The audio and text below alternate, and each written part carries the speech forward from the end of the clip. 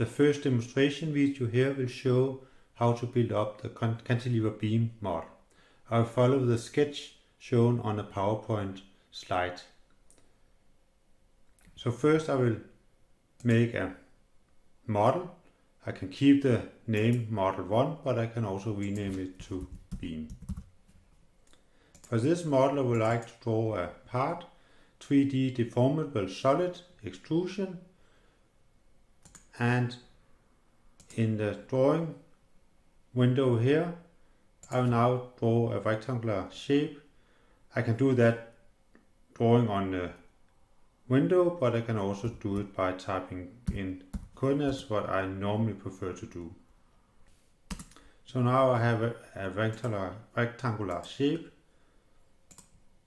and I would like to make an extrusion of that regarding the width of the beam. So now I have drawn the beam.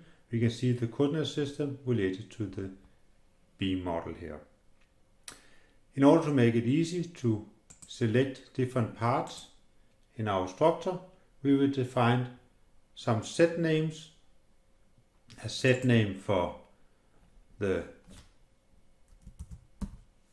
two ends of the beam. We could call that N0, L0 as one end.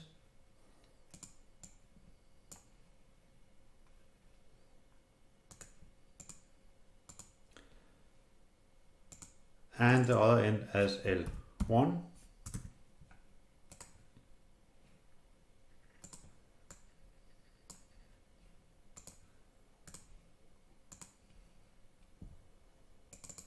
And now we also like to define a surface. A surface is where we would like to put our load on, which is the pressure. And we can see the surface is here and the two sets is defined here.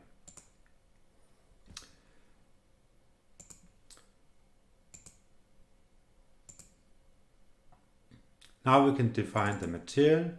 We will define that mechanic type of material, elasticity and elastic, isotropic, with the properties of 209,000 megapascal and a Poisson's ratio of 0.3.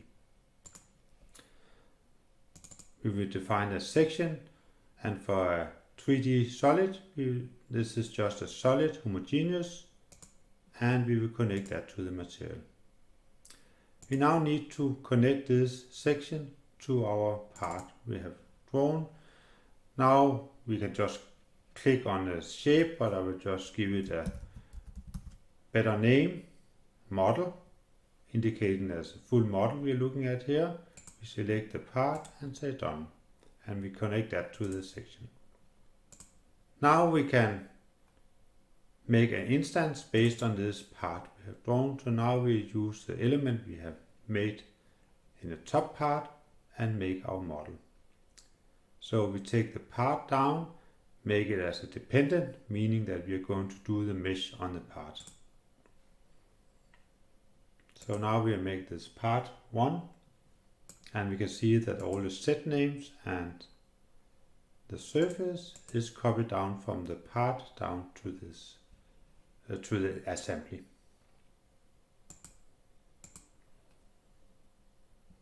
We can now define the boundary condition. We have that for the initial one here. We can define, and now we have defined the set name, so we can go in and select the one which are relevant. So for L0, we would like to, and we can say highlight to be sure that we are selecting the right one. We can select that and say that on this surface we would like to have all three displacement fixed. And then we can put a load on. For that we need to define a step type. So we would like to take the static general, which are the default one, and take the default settings here. Okay. And for the load, we can now define the pressure. Continue. And now we can select the surface here. If we would like to go back to selecting the part or the surface on the viewport here, then we should click down here, but we have already defined the surface, so we can click on that, and now we can put in the magnitude, which is 0.5 megapascal, and now we have put the load on. So now we would like to do the meshing of this part here. So for this we have 4 steps to do. We have the mesh control. So how should the mesh be? We will make a hex mesh structured, so that's fine.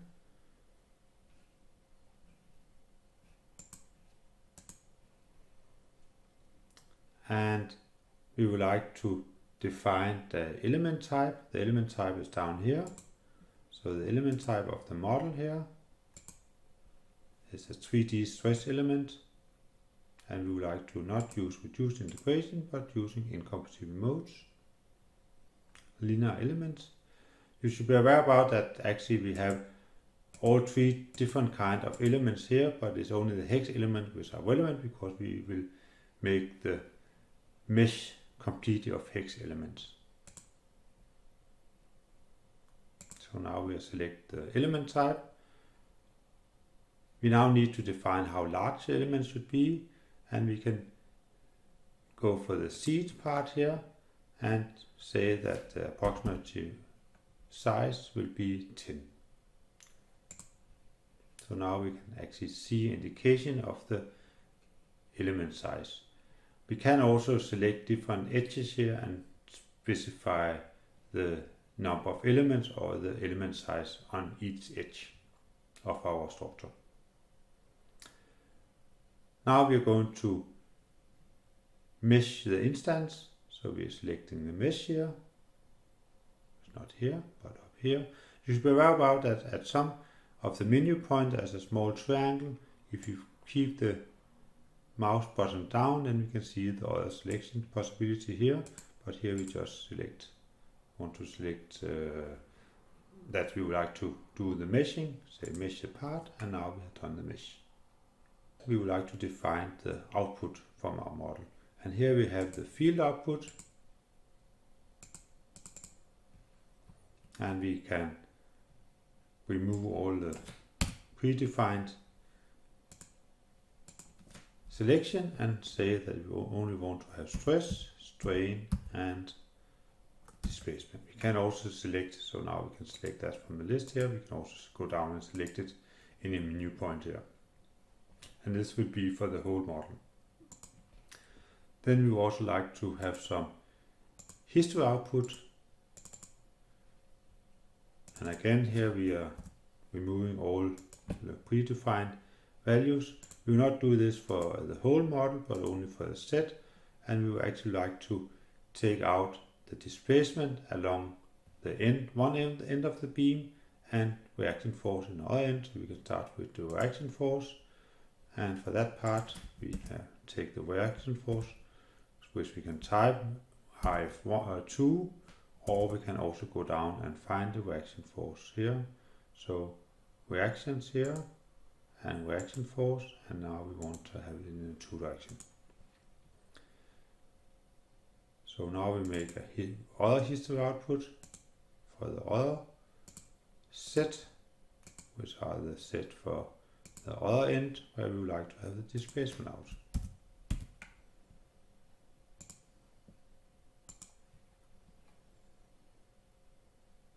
So now we have the 2 history output, the reaction force in L0, the L0 end of the beam, and the displacement at the L1 end of the beam. So now we are ready to make our job name, which we could call the beam, like the model name, and just select the default values. And now we can submit the job, submit, and during the submission we can actually monitor how the model is running and see that now we have finished the job and it's completed. And now we can right click on this one and say results, and now we get results where we can see the undeformed shape, the deformed shape, which you should be aware about is scaled with a scale factor down here. We can go into the option and redefine all this. So in the option, for example, in common, we can select that we will not multiply the results with a factor, but just make it as a scale factor of 1. You can also look at the stresses, for example, the von Mises stress, or for this one, maybe more relevant, the normal stress in the actual direction of the beam.